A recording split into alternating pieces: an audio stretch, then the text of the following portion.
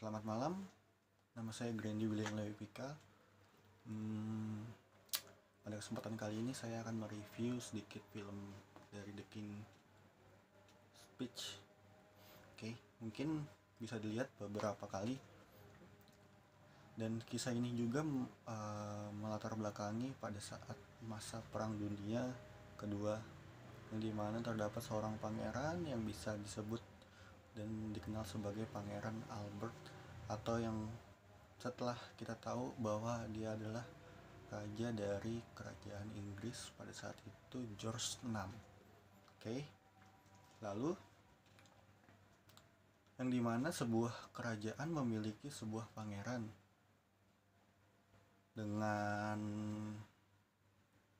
dengan keterbatasan dan juga hambatan, dicalonkanlah pangeran yang tetap, yaitu Pangeran David.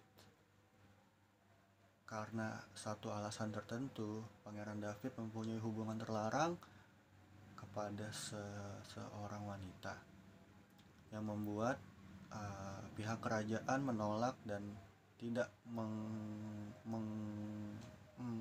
berkenankan untuk Pangeran David menjabat sebagai seorang raja.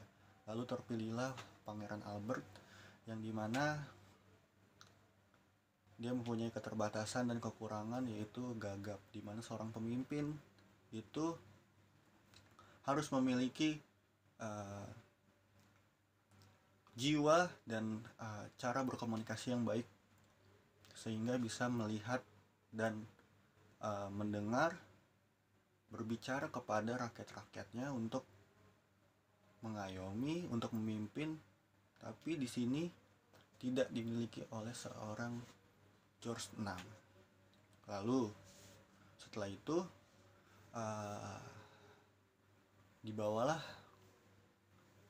George VI ini untuk menemui beberapa dokter, yang dimana Ratu Elizabeth pertama itu sangat membantu dan berperan penting dalam pengobatan yang dilakukan oleh George VI. Dengan itu George VI terus melakukan treatment untuk mengobati rasa kegagapannya yang dialaminya. Kekurangan seorang pemimpin itu jarang kita temui, ya kan? Bener nggak? Ya mungkin jarang juga kita temui seorang pemimpin gagap gitu. Dan inilah kekurangan terutama yang mendasari rasa ketidakpercayaan diri dari George VI.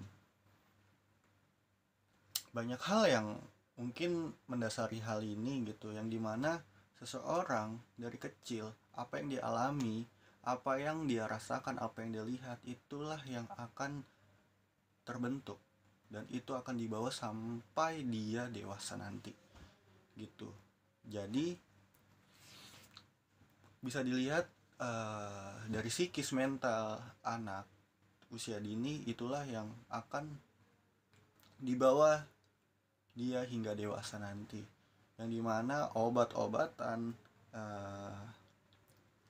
pengobatan alami, herbal, pengobatan ilmiah yang dilakukan oleh dokter itu belum tentu bisa mengobati rasa yang ada di dalam diri gitu, terutama pada George VI ini gitu. Apalagi dalam latar belakang Perang Dunia Kedua, yang dimana membutuhkan seorang pemimpin yang benar-benar bisa membangun sebuah dinasti kerajaan yang dipimpin oleh seorang raja dan ratu. Pengobatan tidak cukup, tapi harus memiliki rasa kemauan dan tekad untuk sembuh. Itulah yang paling ampuh untuk mengobati.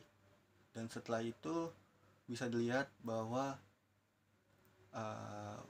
apa yang kita alami di saat usia dini, itulah yang akan kita bawa sampai nanti kita dewasa. Dan gimana cara kita mengobati mental dan psikis kita terutama, yaitu dengan kemauan dan tekad. Kalau kita bisa memperbaiki dua itu dan memiliki dua itu, mungkin apa yang kita inginkan, apa yang kita alami itu akan bisa terobati. Terima kasih.